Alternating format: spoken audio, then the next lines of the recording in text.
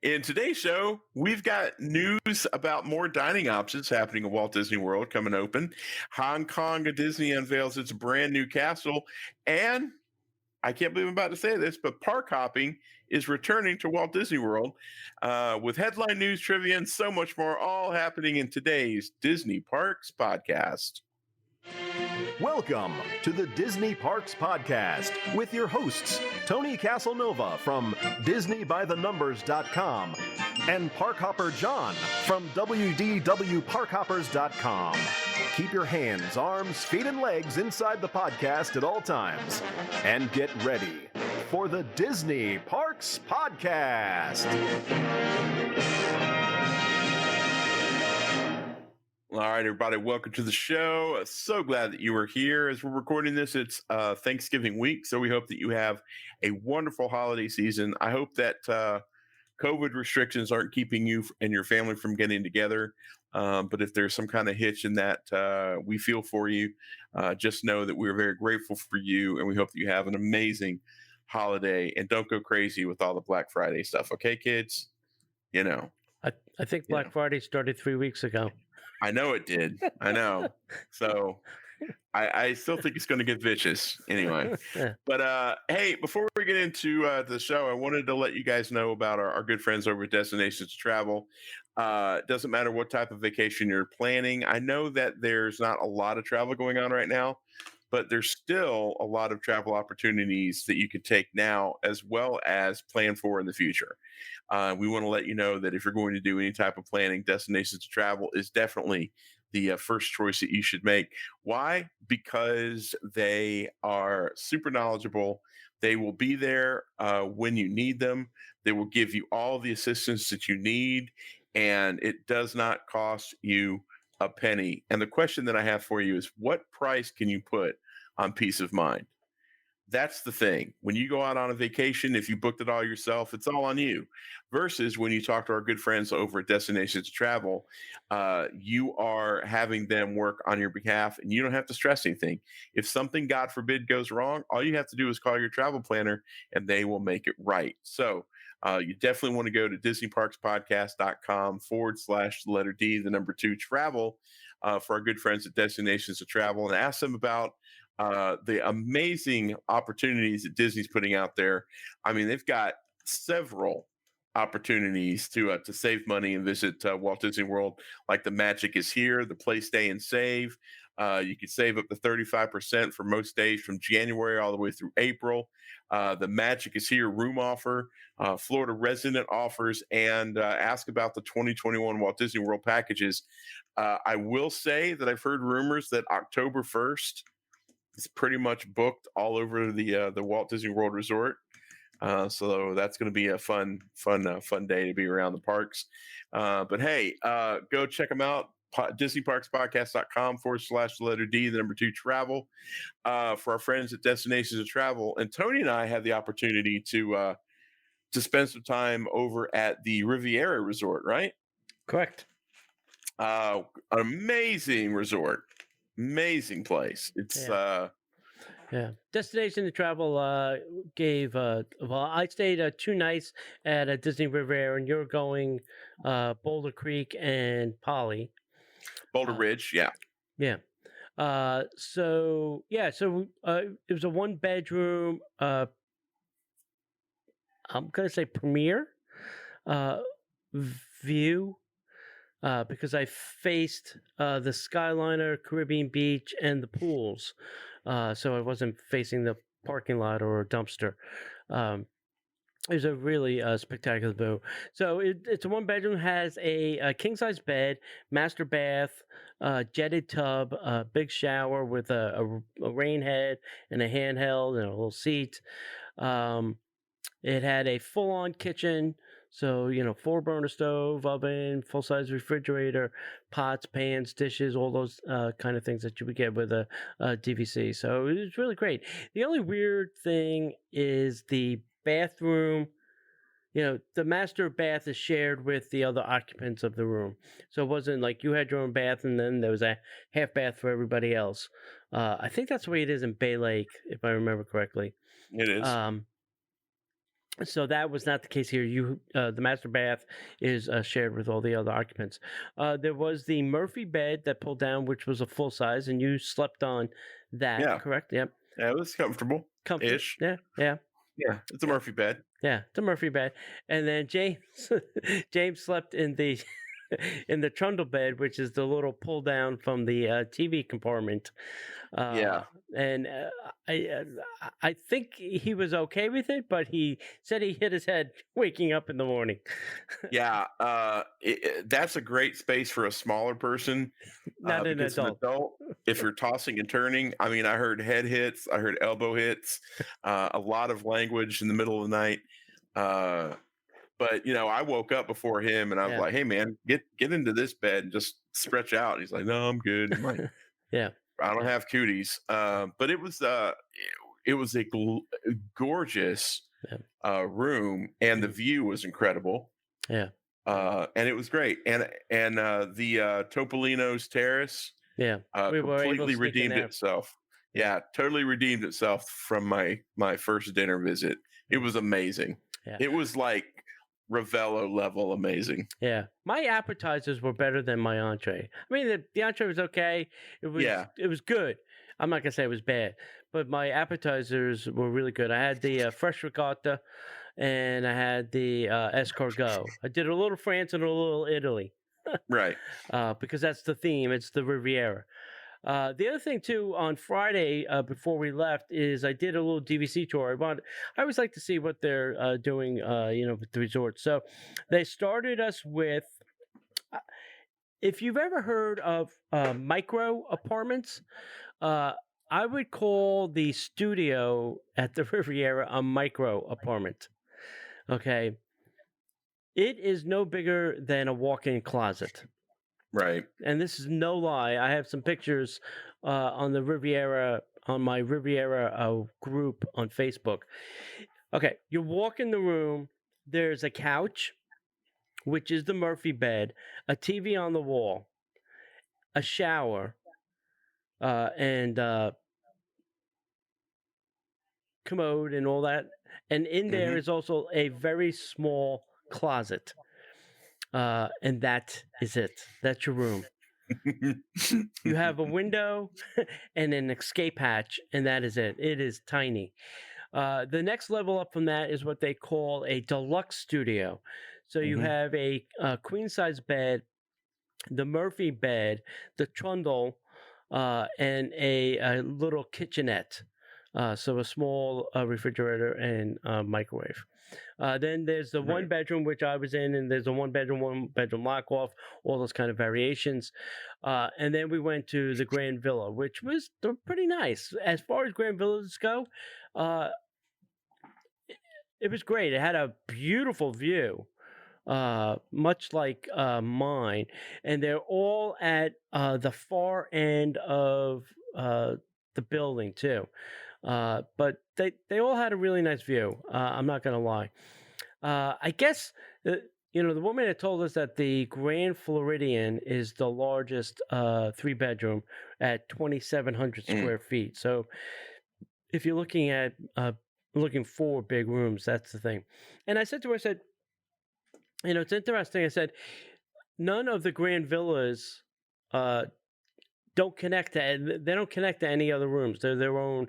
I said, sometimes like my brother brings down a lot of people in his traveling party, and he has to get like another room because they all don't fit in the Grand Villa. So he's got like an overflow room. I said it would be nice if they connected to like another 1-bedroom or another Grand Villa or something like that. So she goes, "Oh, I'll give that suggestion." I said, "Yeah, so just toss that out there." And I said, "Still, there's no Grand Villa at the beach club. I've been emailing Ken for years, so if you can remedy that." They are Ken giving, Potrock. yeah, they are giving tours at all of the DVCs. So if you're staying at a DVC, go downstairs and ask. They have rooms in all of the buildings. You can see all the different kinds of rooms. And then they gave us this little gift as a takeaway. If anybody knows the artist on this, there is no artist name on this at all. So if anybody knows the artist of this little fine little ditty, so that was our little takeaway gift. You can go to all the rooms in Saratoga have been refurbished, and they were saying that we should go over there. They completely redid their grand villas, and they said they really look spectacular. So Nice. So when you like when I go over to my DVC stay this weekend, Mhm. I should just say, hey, I'm interested in taking a DVC tour yes, of this resort. yeah, downstairs, usually in the lobby, there's like a DVC little podium somewhere. Go Yeah. find it and just say, "Hey, I want to go see the rooms." The other thing I want to talk about real quick too is I use the straight to my room feature. You know that you don't have to go to the front desk, any of those kind of things. So I pulled up to valet. Uh, I had a whole bunch of stuff, food things, plus my one bag because obviously I wasn't staying long. So they parked my car, brought the things. She said, "Is your room ready?" I said, "Yes, it is." Now, here's the weird thing. I had asked for an early check-in. I said, "I'm arriving around noon, Hmm. and I would like to check in." And I did that on my online on the pre-check-in. You know, where do you want your room? You know, blah blah blah. I said I'd like a high floor near an elevator, and I'm checking in around noon. Right. Exactly at 12 o'clock. Exactly at 12 o'clock. Bing. Your room is ready. It's like, Oh wow. what the Wow. hell land is this? I said, normally my room's never ready till 4:30 when check-in normally comes. Right. Right. So I was like, oh, damn. So I quickly got my car, went to Publix, got my snacks that I wanted, drove to the hotel, did the thing. So valet bell services said, "Is your room ready?" I said, "Yes, it is." Go. Oh, great. We'll go with you up to your room. You click on unlock the door. You hold your phone near the lock, and bloop, it opens. Now, Wow. the only thing you have to go down to the front desk and get a key for the pool because your phone won't open the pool. You need a magic band Hmm. either attached to your account or attached to that reservation, or you need to stop by the front desk. So I stopped by the front desk, and she gave me a key to get into the pool for my stay. So Nice. yeah. Nice. Well, all right. So that was this past week. Park Hopper Sid and I are going to be at Boulder Ridge. I can never keep them Mhm. straight. Right. On Saturday, and then Sunday we're going to be at the Polynesian bungalows, and I think there's a crew of people coming to the bungalow, which should be fun. I don't know what time they're showing up, but I hope you let us sleep in. That's all I got to say. So yeah, so we're gonna be having a lot of fun during that, and we definitely got to thank Shannon and the whole team over at Destinations to Travel for Yeah. allowing us to do that. Be keeping your eye on Park Hoppers, WDW Park Hoppers, as well as Disney Plus podcast. And I got to figure out how to do I think she gave me access to do the live thing. I got to figure out how to make that happen. But other than that, I can't wait. I'm looking forward to it. It's going to be a great weekend. So yeah, anything else you want to add? Nope. Just use All right. Restream IO. Goes to all Yeah, the yeah, yeah. accounts. Yeah.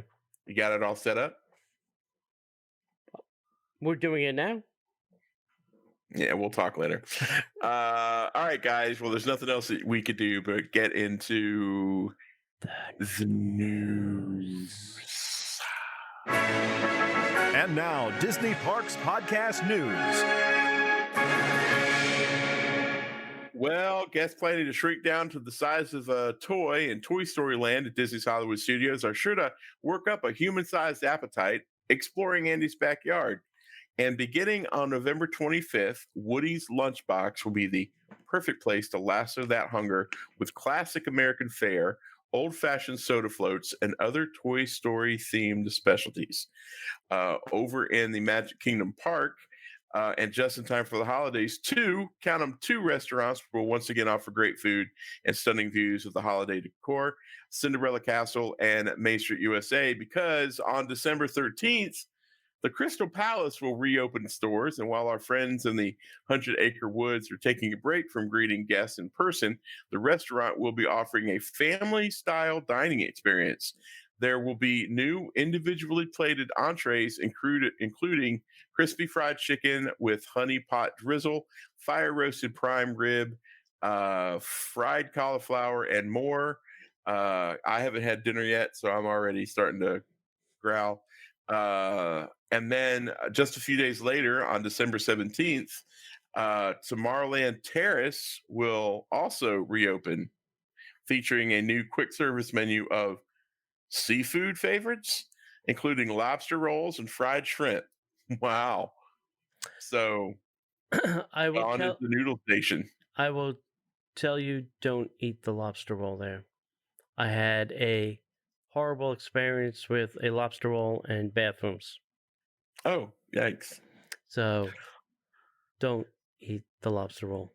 Yeah, so that's great that they're starting to get some more dining options coming. Yeah, and it's interesting that it's good that they're opening Tomorrowland and Terrace because it is outdoor eating, but I mean, that very rarely opens these days.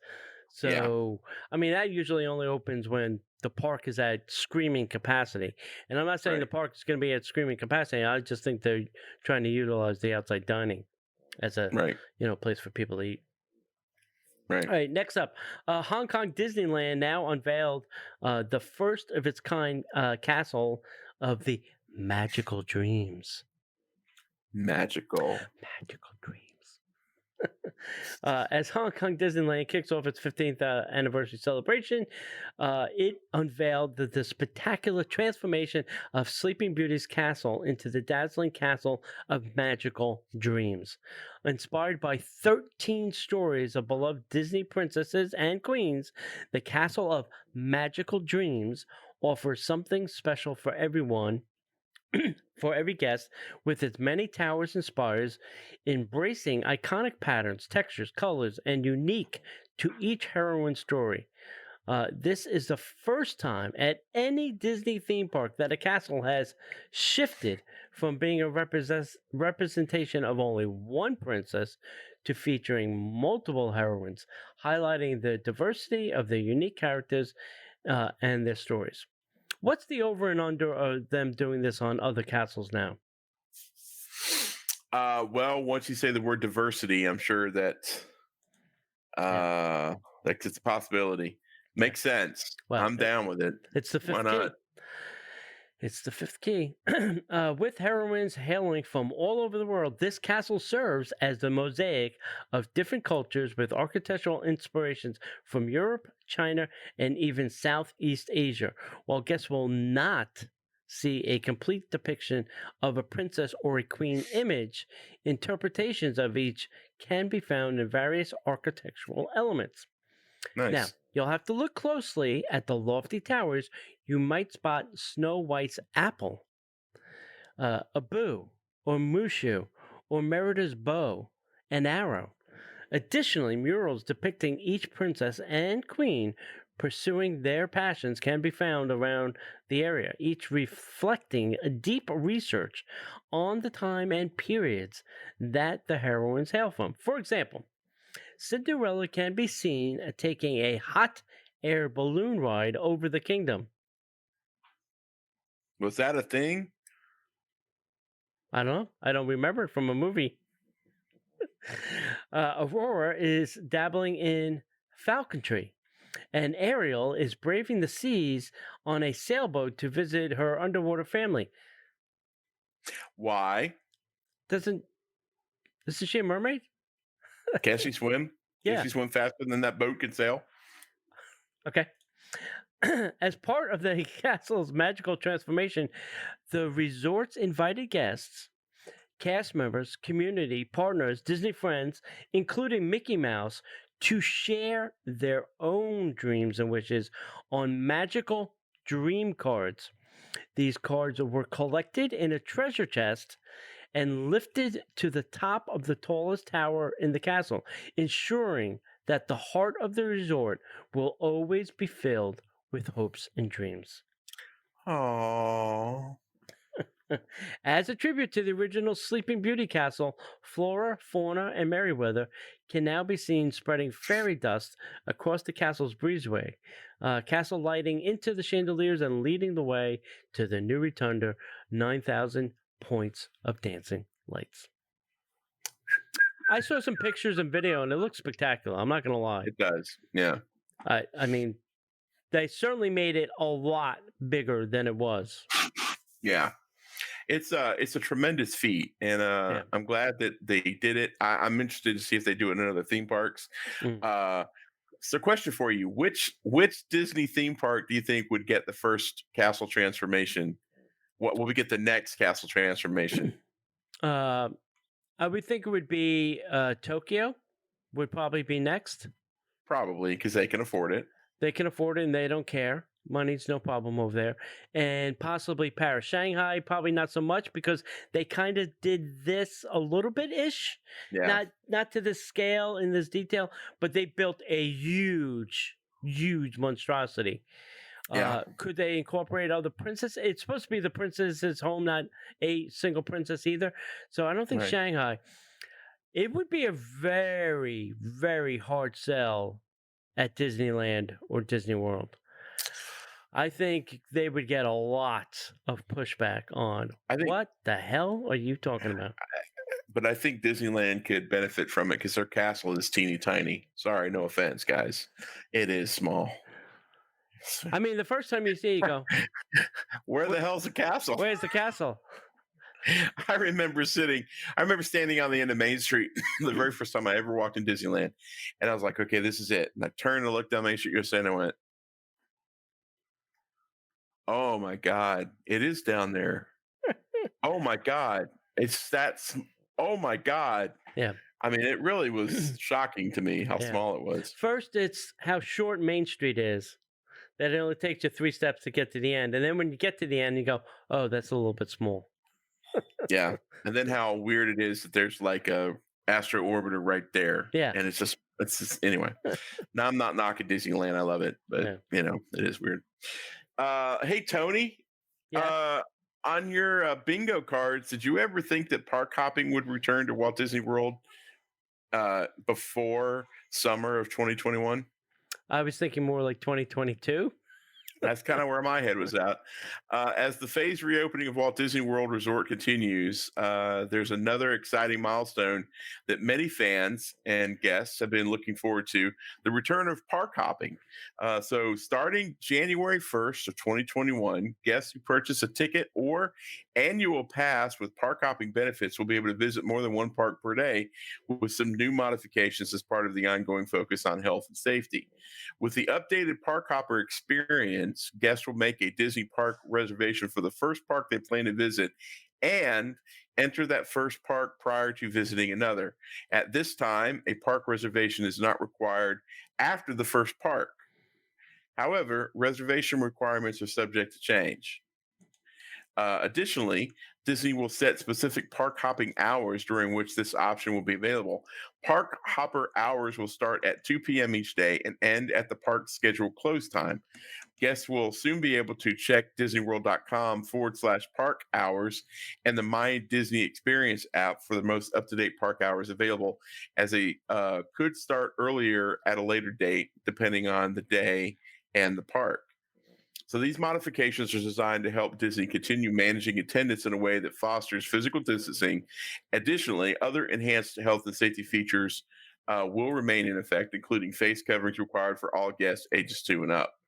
As a reminder, guests with a ticket or pass that includes the Park Hopper benefit, love that word, get the chance to see and do more during their visit, which could mean a morning in the savannah at Disney's Animal Kingdom theme park, and an evening stroll by Cinderella Castle at Magic Kingdom Park, or starting the day living your Star Wars adventure at Hollywood Studios before an afternoon traveling around the world at Epcot. So please note that the availability to visit another park will be subject to the park's capacity limitations.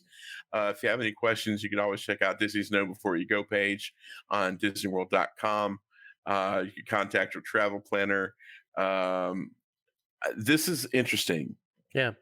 Go ahead. So I hope that, like, all right, so if I'm in the Magic Kingdom and I want to go over to Epcot to have dinner or yada yada, I'm fine with that. I understand the kind of after 2 thing. The thing that I hope that they do is somewhere on the My Disney Experience app is not list the capacity, but say this park is open to park hopping, so that I don't get on the monorail, take that trip all the way over there, get to the turnstiles and go, oh, we're at capacity right now. You can't come over. So, put the information in the app, I would say, so I know what parks I can go to, if I want to leave the park I'm in, Right. This way, at least you're informed and you're not getting there and wasting your time to only find out, and then you try to go back to the park you were in, and that's now at capacity. So that's my thing. They're gonna have to communicate, I think, more with us. But it's interesting that the park hopping starts at 2 p.m. Why that time was the question. Well, that's normally, parade time, 2, 3 o'clock. Do they want to get people out? Very interesting. I don't know. Could be very interesting to see, and I want to see how this is policed. Mm. To see how many people are like, well, I got a park hopper option. I could just come in and, we have to be in a park first, and then after you do that, and are they going to regulate it to? Well, I think they'll be able to. Yeah, I think they'll be able to know because they can just tap your magic band and tell if you've been in a park. Right, and while I was reading it, I wasn't necessarily connecting a dot. So you're only allowed to go to one park after you go to the first park? I think that's the intention right now. Is yes, one park. Yeah, that's what I'm thinking too. Yeah. No super spreading to 4 parks. Yeah. keep your spreading to 2, please. Yeah. I'm glad they're trying to take a stab at it and that they figure something out. And what I heard was kind of the platform that this is all built on is the FastPass platform. So Right. I think they're trying.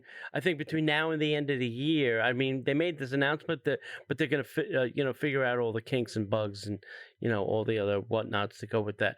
And I wouldn't be surprised if they offer this to some people, just as some test crash dummies over the holiday season. Say, hey, I came to Magic Kingdom today. Would you like to go to Epcot, for dinner? Right. So it'll be interesting.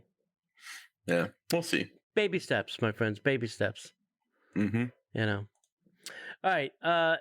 ABC and Disney Parks is now featuring a nostalgic performance in a special of the 5th anniversary edition of the Wonderful World of Disney, the magical holiday celebration. Now, this is not the sing-along.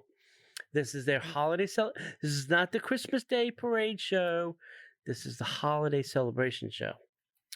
So, just when you thought you needed it most, Disney kicks off the holiday with and I wonder why they didn't do this on Disney. Anyway, the 5th anniversary edition of The Wonderful World of Disney's magical holiday celebration airs Thanksgiving night at 9 p.m. on ABC. The original hosts, Derek and Julianne Hough, return, kicking off the night with a glitter of new holiday performances, while Trevor Jackson hosts from Walt Disney World Resort in Florida. Together, they will take viewers on a wintry ride through fan-favorite performances over the past 5 years and new heartwarming family moments. You'll also get a brand new sneak peek into Remy Ratatouille coming in 2021. Now, that is the reason every Disney fan is now going to watch. Yep. In addition to the magical holiday moments, viewers will also get a sneak peek and preview of Disney and Pixar's all-new feature film, Soul, before it becomes available exclusively on Disney Plus beginning December 25th, featuring the voices of Jamie Foxx, Tina Fey, and Soul introduces a middle school band teacher who teams up with a sarcastic new Soul on a mission to figure out exactly what makes worth living. I'm not going to run down this whole list, but it is all past performances over the last 5 years of acts. Everything from Sierra to Kelly Clarkson to One Republic to Meghan Trainor, Idina Menzel, yada, yada, yada. So, but these are all past performances. None of this is new content. Wait, well, Julianne and Derek Howe or Huff. Huff. I never say their name right. Yeah. Sorry. Yeah. They'll probably did some They'll studio probably work. do Gotta something. piece it Yeah. together. Yeah. Yeah. Yep. Got to piece it together, kids. Got Exactly. a lot of content to fill this holiday season. Oh yeah. All right. So, if you'd like to support the show, if you'd like to help us stay on air and keep everything as free as we can, please go over to patreon.com/Disney Parks Podcast. We also want to thank all of our patrons. It's Thanksgiving week, so we're so grateful for each and every one of you, and we're also grateful for all the listeners that come to our live Facebook lives on Monday night.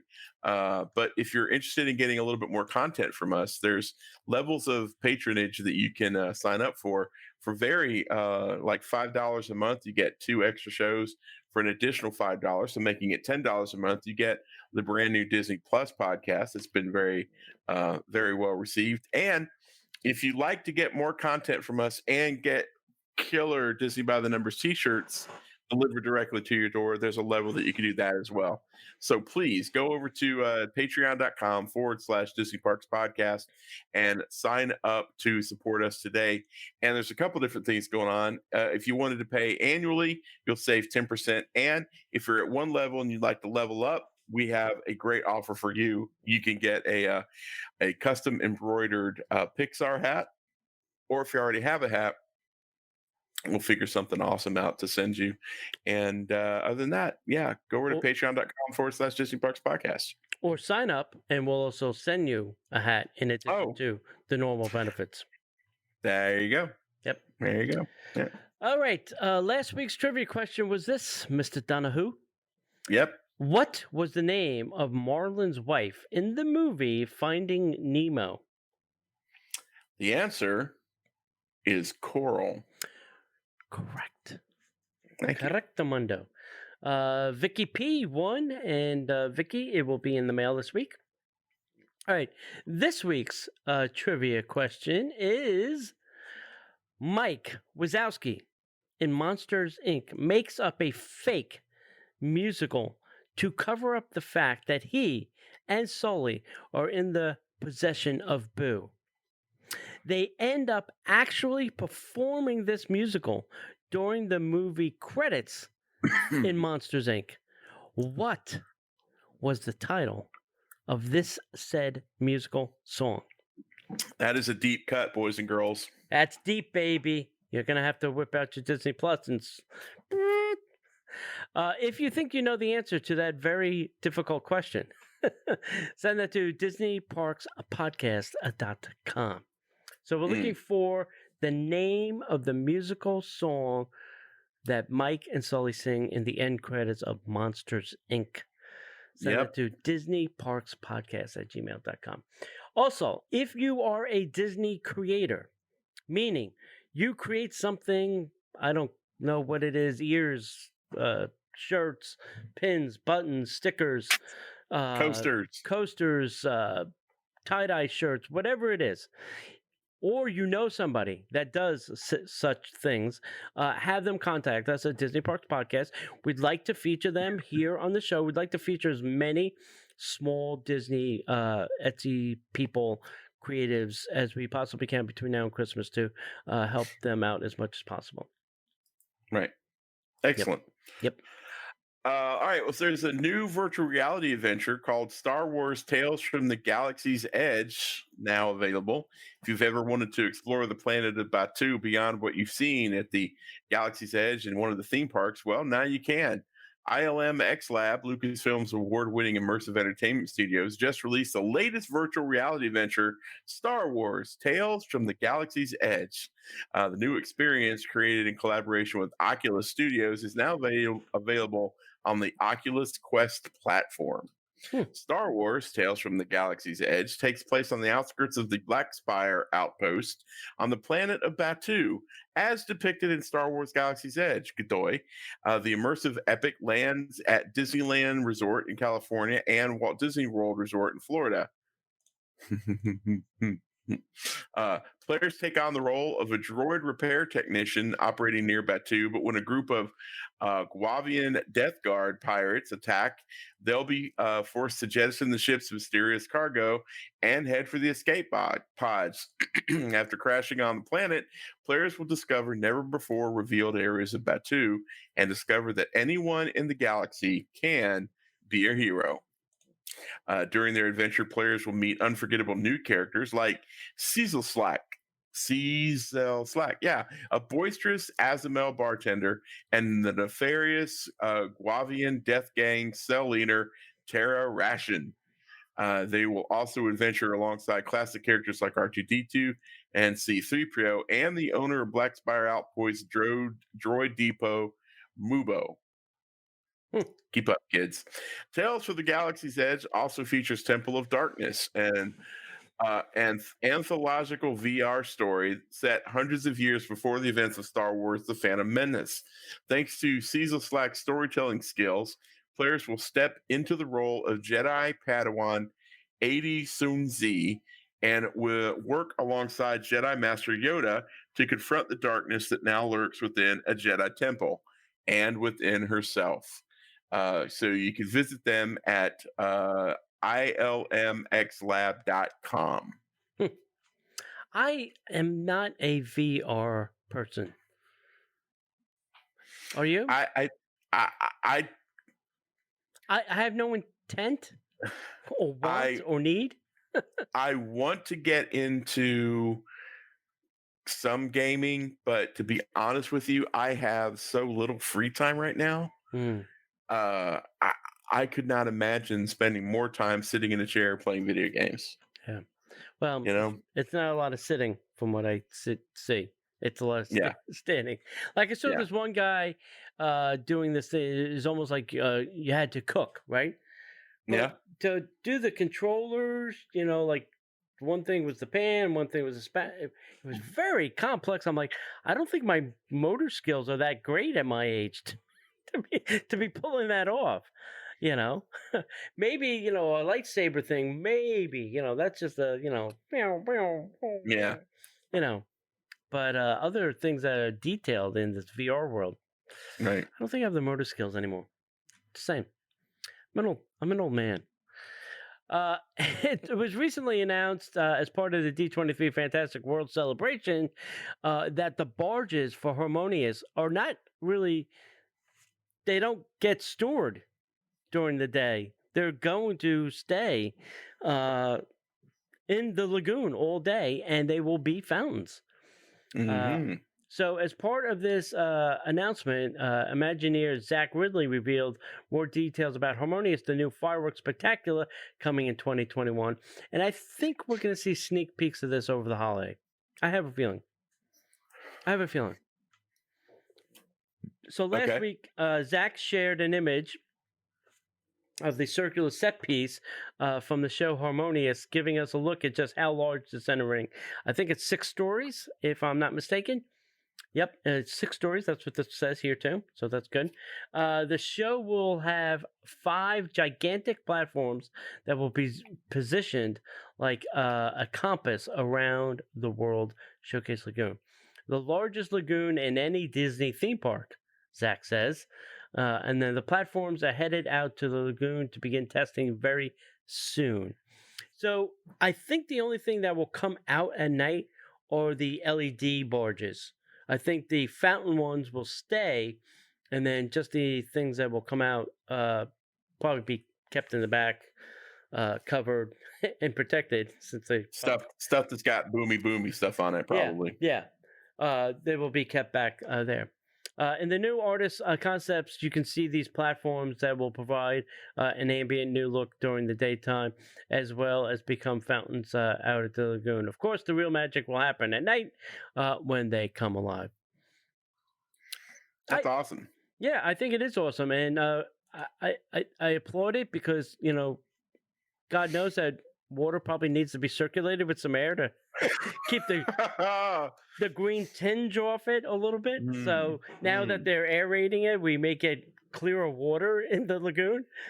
Who knows? We might see bodies down at the bottom.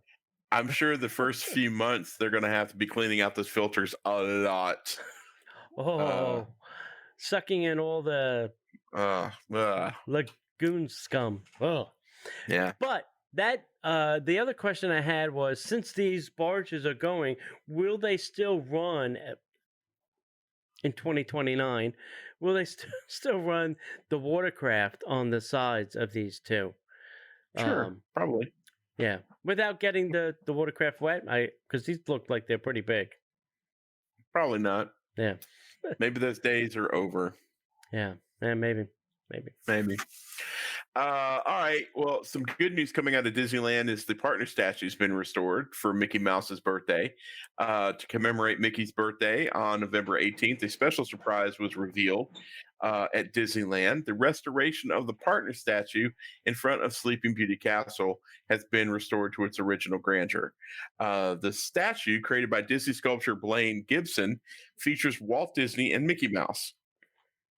And it was originally unveiled on November 18th of 1993 at the Hub, commemorating Mickey's 65th birthday.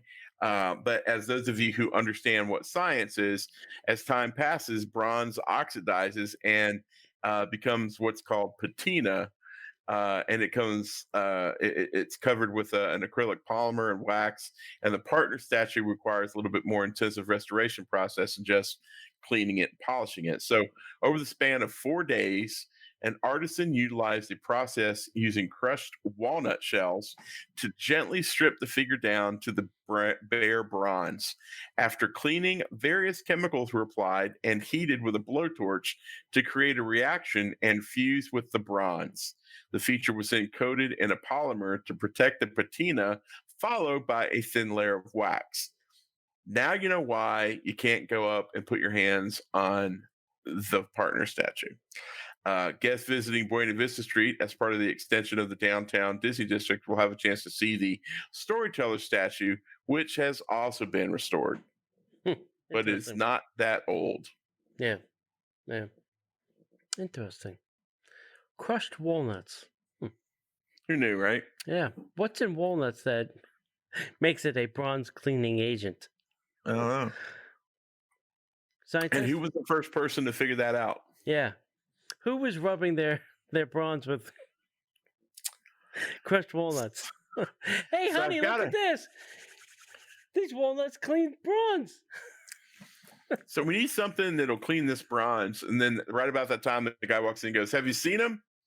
And the guy goes, "Oh my God, that's perfect." Oh, gosh. Crushed walnuts. Interesting. Who knew? I wonder if other nuts might work. All right. All right, let's talk about some things that are happening at Swan and Dolphin, because it is Santa's favorite resort, as we all know. So, starting on select nights in November 27th, Santa's Village Experience will give guests young and young at heart a chance to enjoy the sights, smells, and sounds of the holiday.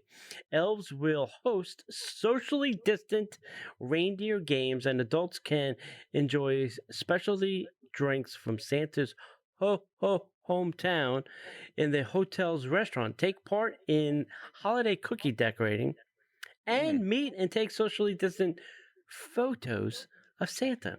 Here is the lineup of all the fun things you can do. First up, Santa and Mrs. Claus meet and greet. Santa and Mrs. Claus and Candy Cane, all decked out in their Florida vacation attire, will meet guests on select nights in November and December. Socially distant holiday photo op has plenty of Florida flair and holiday cheer. You can do this on November 27th, 28th, then on December 4th through the 5th, 11th and 12th, 18, 19, and 21, and then 22. If that's not your thing, they have cake decorating on select nights. Families can unleash their own creativity by decorating frosted sugar cookies from the hotel's award-winning food and beverage team.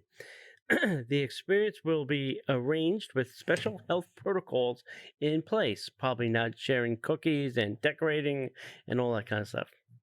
If that's not enough, there's even more. Life-size chocolate holiday Santa scene.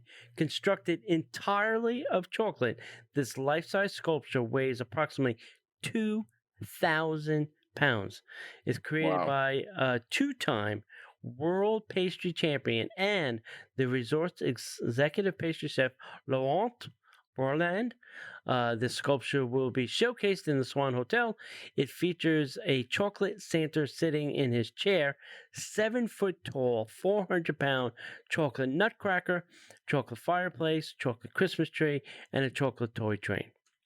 If that's not enough, then you have Dancing Lights Show. It's a musical light show which will transform the outdoor causeway each evening with dancing, illuminated palm trees, and holiday tunes. Performances will occur regularly from sunset to 10 p.m. If that's not enough, there's more.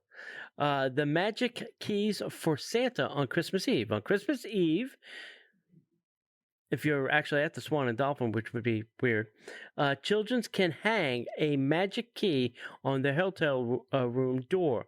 This will help Santa find his way and deliver presents. Magic keys will be available on December 24th at the concierge desk. But wait, there's more. There's Deck the Halls decoration packages. Guests can order a Deck the Halls decoration package to extend the holiday fun in their hotel room, where elves will transform it with a holiday-themed decor and leave behind a few tasty treats and a special holiday note for the kids. Hanukkah packages are also available. Advanced reservations are required. This offering is additional fees do apply. There's more. Oh my God. 24/7 in-room holiday movies. Families can enjoy around-the-clock Christmas cheer with a variety of free holiday-themed movies available in-room. Rates at the Swan and Dolphin are $167 per night, and that is cheap compared to pre-COVID. Those on the nice list can enjoy up to 50% off a second room.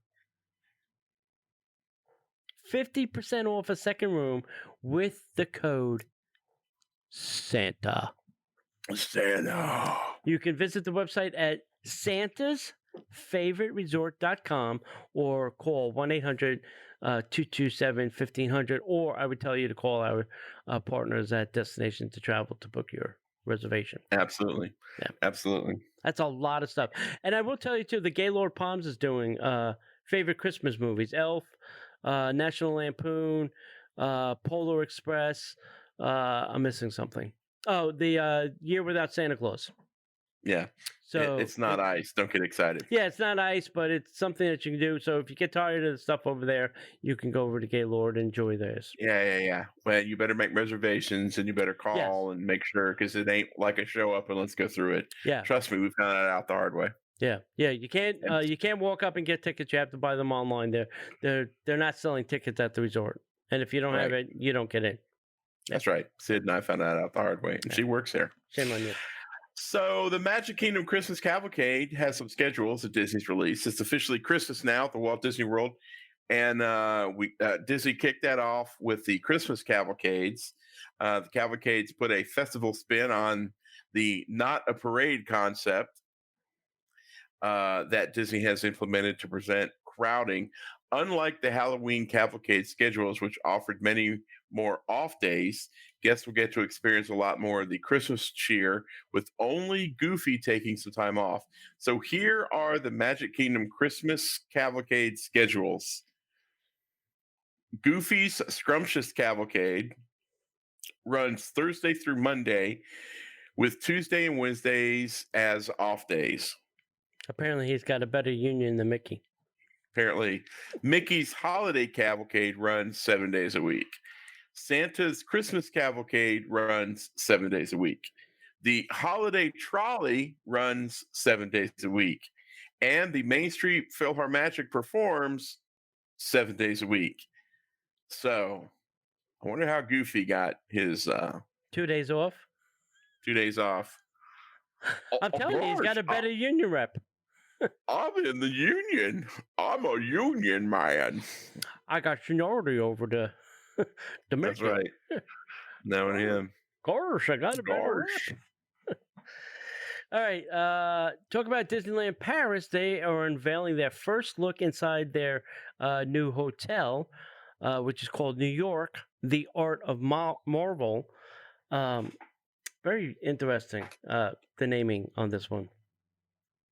They Well, wanted it to was build a New you. York hotel, but then they go, "Oh, we got to put some IP in it." They had the New York hotel. Yeah, and then they said we Then want to put some IP in it. we just slapped the code of Marvel all over it. Yeah. So a lot of this announcement came from the IAPA convention, a virtual convention. So this is going to be a 4-star hotel, which is inspired by a New York art gallery. It's a tribute to the city that was the birthplace of the Marvel superhero heroes and many of the artists who created them. The hotel will have one of the largest collection of Marvel artwork in the world.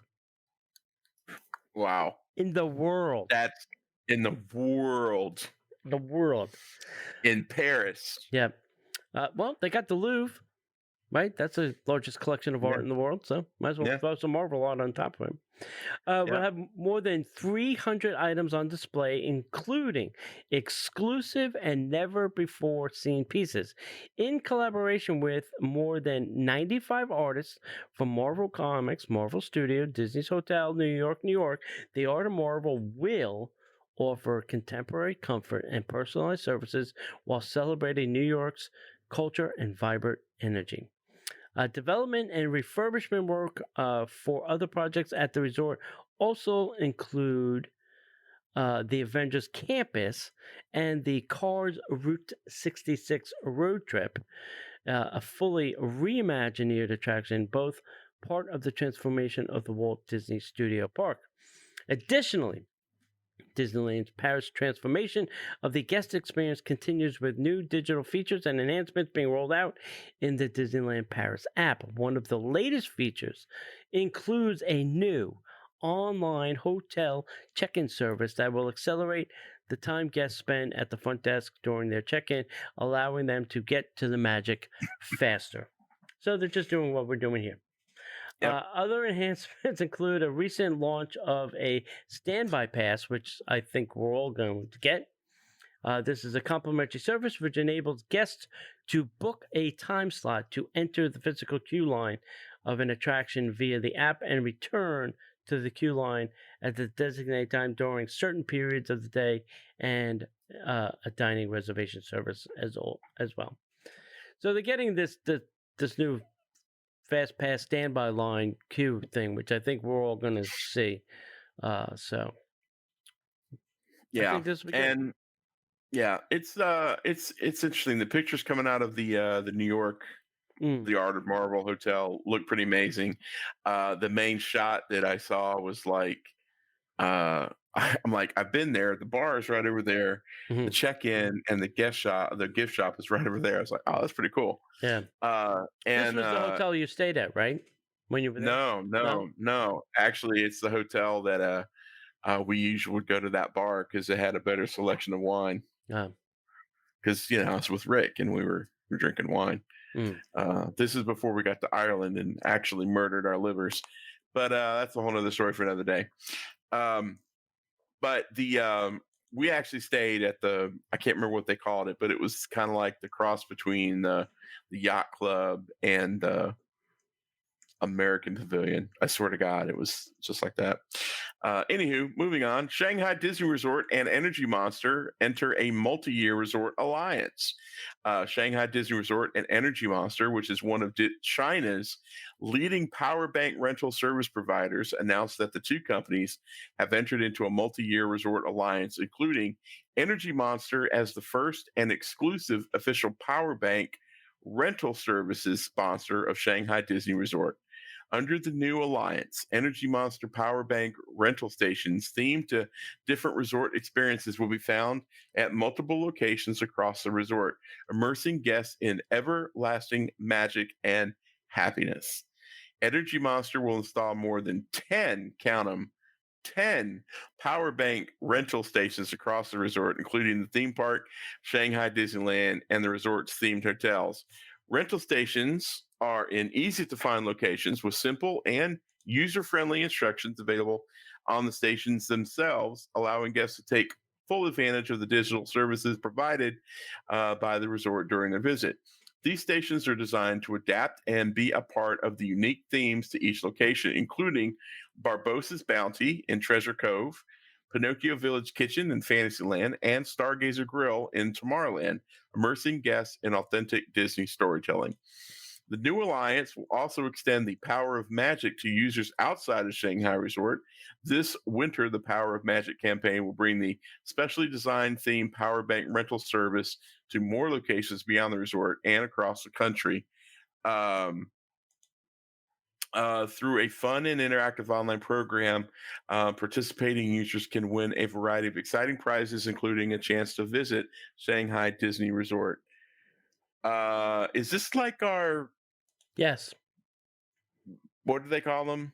I forgot what we call them. Rods, fuel Yeah, rods, fuel rods. fuel Yes. rods. Yep. Yep. Yeah. Which I can't. I don't remember seeing them the last time I was in the park, but I wasn't looking. I don't know. I don't know. I don't know if they're letting those vendors into the parks. I don't know. I'll have to do some investigating.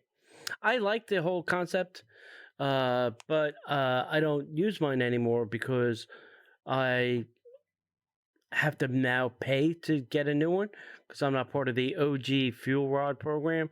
So I Right, was like, well, forget it. I'll just bring my own. I don't need you anymore. right. No kidding. Yeah.